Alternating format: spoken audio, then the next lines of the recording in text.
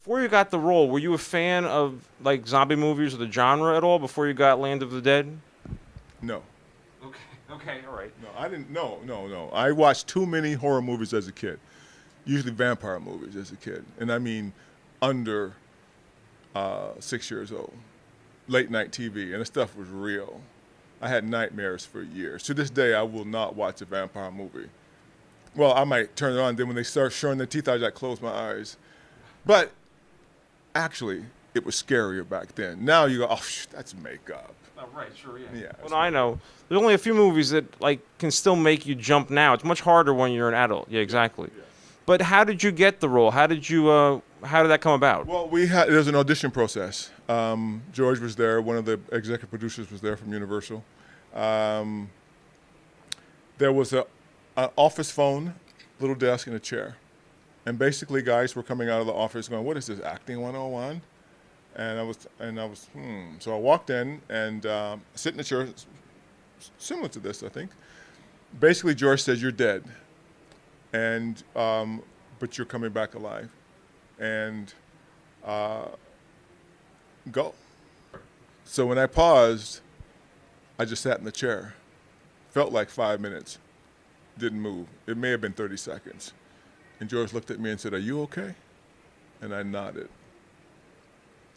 And then I looked, there was a telephone. In my mind, I'm thinking, all these people touched that telephone, handled it. I'm kind of a germaphobe. What am I going to do? So I sat on the wall, on the ground, and then I used the phone as a pillow. And then like a baby, I started playing with it, and then I started licking it, thinking, oh. And then I started banging on it. And then I went from there, and I grabbed the chair in a rage, standing up. And George was like, whew, you got me. And that's how I got the part. Question: how did it feel to be really, in my opinion, the first like kind of leader of the zombies, like a zombie that other ones followed? Well, when I was doing the movie, I didn't think about that. I was really thinking more about the mass genocide that was going on. And I think also at that time there was a lot of atrocities happening around the world. So I kind of, those were my people, and they were coming into our territory. So that's what I really thought more about that, and just trying to say, okay, you're not going to stop, then we're going to come, we're going to hunt you. And George said that we were actually trying to remember what it felt like being alive. So there's a part in the movie where I grab the rifle off the motorcyclist, and I look at it, and I put it on my chest, and I go like that. That was me remembering I used to be a soldier. Right, I love that. I love that kind of stuff that they started introducing when the zombies started evolving. You know, that was nice. Yes, yes. And there are people who say, well, zombies, they don't evolve. And I said, well, you know what? It's evolution, everything evolves.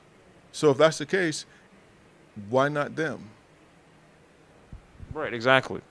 And one question I have is, I know there's a new project that I saw. It says, it was Look Again. It's this movie with these glasses where you can, yes. and I wanted to know if you wanted to say anything about that, because the premise, when I read the premise, it just sounded very, very interesting. Yes, Daniel O'Connor, director, writer, producer, loves writing comedies. And this Look Again is, well, first I'm going to ask you, what was your understanding of what you read?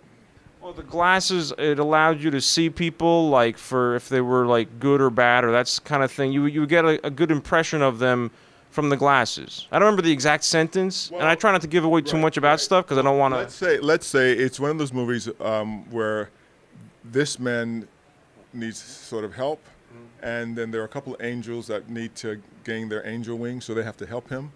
And these glasses will help him, but he has to use them properly. And he begins to use them as a crutch. Then something happens, and he wants to speak to the head angel. And so he comes to meet me. Okay. And he wishes he never, ever came to see me. Yes.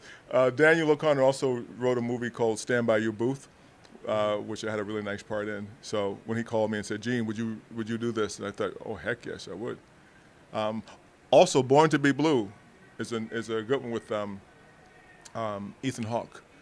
playing Chet Baker. And although it's about jazz, I'm going to say because of some of the darkness involved, some of it could be like a real life horror movie. Because there are a lot of things that happen in real life that's horror and destructive and crazy, and can be really frightening. So psychodramas and those kind of things scare me more than some of the horrific horror movies that we see. And great cast. Robert Boudreau was a director, amazing. And I found that movie, though it's about jazz and it's going to be a great movie, I found, ooh, you could almost turn this into a horror movie, particularly when people are fighting their demons. Anyway, I won't give too much away. Okay, yeah, don't give too much away. Yes. But Ethan Hawke, great to work with, brother. Man was amazing. And one last question I have, which I ask everyone, because our website is You Don't Know Jersey, which is based on any impressions people have. What do you like or dislike about New Jersey? And there's no right or wrong answer. It doesn't matter. You can say I love the people that I've met at the con here. Great. My first impression of New Jersey was I played professional football, and I was trying out for the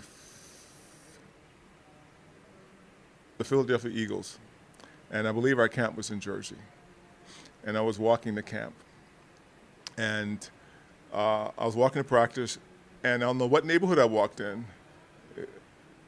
but these white kids had this dog, and this dog had me at bay. And just,